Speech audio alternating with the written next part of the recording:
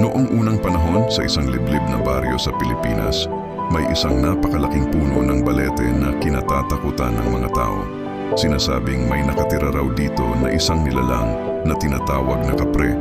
Isang higanting maitim, mabuhok at laging may hawak na tabako. Isang araw may isang batang lalaki na nagngangalang Kiko na matapang at mausisa.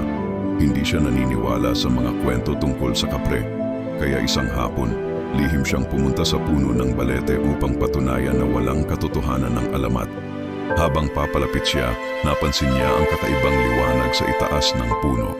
Bigla niyang naamoy ang usok ng tabako.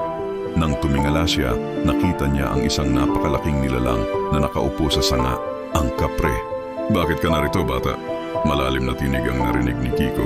Sa takot, hindi siya makapagsalita, ngunit napansin niyang hindi galit ang kapre, tila ito'y malungkot. "Hindi ako nananakit ng tao," sabi ng kapre. "Binabantayan ko lamang ang punong ito. Ito ang aking tahanan." Unti-unting nawala ang takot ni Kiko.